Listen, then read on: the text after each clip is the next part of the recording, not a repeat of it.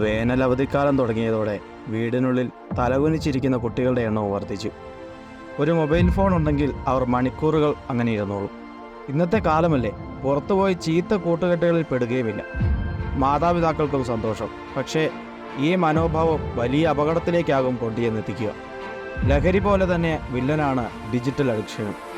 ഏറെ വൈകിയുള്ള ഉറക്കം, വൈകിയുള്ള ഉണരൽ, ഇൻ്റർനെറ്റ് കളികളിലൂടെയുള്ള യാത്ര, മാളുകളിലെ കറക്കം, ഇവയിലൊക്കെ മാത്രമായി കുട്ടികൾ ഒതുങ്ങിക്കൂടുന്ന അവസ്ഥയാണ് ഇപ്പോൾ ഉള്ളത്. ഇപ്പോൾ ലഹരി മാഫിയ സംഘങ്ങൾ പിടിമുറുക്കിയതിനാൽ കുട്ടികളെ പുറത്തേക്ക് വിടാൻ മാതാപിതാക്കൾക്കും മടിയാണ്. മൊബൈൽ ഫോണിൽ കളിച്ചുകൊണ്ടിരുന്നാൽ മറ്റു കുഴപ്പങ്ങൾ ഉണ്ടാകില്ലെന്നും മാതാപിതാക്കൾ വിശ്വസിക്കുന്നുണ്ട്. നമുക്ക് ചുറ്റും നടക്കുന്ന ഒന്നിനെക്കുറിച്ചുമുള്ള വിചാരമില്ലാതെ, ചിന്താശേഷിയില്ലാതെ എല്ലാം മൊബൈൽ ഫോണിനും ലാപ്ടോപ്പിനും മുന്നിൽ അടിയറ വെച്ചുള്ള ഈ ശീലവും ഒരു ദുശീലമാണ്. മനുഷ്യൻ ലഹരിക്ക് അടിമയാകുന്നത് പോലെയുള്ള ഒരുതരം ആസക്തി. കുട്ടികളിൽ മാത്രമല്ല, എല്ലാ പ്രായക്കാരിലും ഇതുണ്ടെങ്കിലും വല്ലാതെ ബാധിക്കുന്നത് നമ്മുടെ ഭാവി തലമുറയെയാണ്. ഉറക്കമുണർന്നാലുടൻ മൊബൈൽ ഫോൺ വേണം. ഊണിലും ഉറക്കത്തിലും കയ്യിൽ മൊബൈലില്ലാതെ സാധിക്കാത്ത അവസ്ഥ. സദാസമയവും മൊബൈൽ, ഗെയിമും ചാറ്റും, ഇൻസ്റ്റഗ്രാം, യൂട്യൂബ് ഉപയോഗം ഇതിനു പുറമെ. കേരളത്തിലെ കുട്ടികളിൽ ഇന്ന് പരക്കെ കാണപ്പെടുന്നതുമായ അപകടകരമായ ഒരു പ്രവണതയാണിത്. ഡിജിറ്റൽ അഡിക്ഷൻ അഥവാ ഡിജിറ്റൽ ആസക്തി എന്ന് വിളിക്കുന്ന ഈ ദുശീലവും വെറുതെ അങ്ങ് മാറ്റിയെടുക്കാനാകില്ല. ലഹരി മോചന ചികിത്സ പോലെ ഡിജിറ്റൽ ആസക്തിയിൽ നിന്ന് മോചനം നേടാനും ചികിത്സ ആവശ്യമാണ്. 14 മുതൽ 17 വരെ പ്രായക്കാരാണ് ഇതിലകപ്പെടുന്നതിൽ കൂടുതൽ പേരും. ആൺകുട്ടികളാണ് കൂടുതൽ.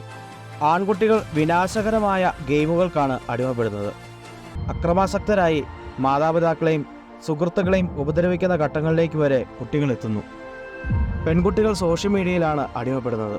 കേരള പോലീസിൻ്റെ DDoS പദ്ധതിയിലൂടെ ഡിജിറ്റൽ ജംഗലിൽ നിന്ന് പോലീസ് രക്ഷപ്പെടുത്തിയത് 1-2 കുട്ടികളെയല്ല, 775 പേരെയാണ്. കേരള പോലീസിൻ്റെ സോഷ്യൽ പോലീസിംഗ് വിഭാഗത്തിൻ്റെ നേതൃത്വത്തിൽ 2023 ജനുവരിയിൽ കുട്ടികളെ മൊബൈൽ, ഇൻ്റർനെറ്റ് അടിമത്തത്തെ നിയന്ത്രിക്കുന്നതിനായി ആരംഭിച്ച പദ്ധതിയാണ് DDoS.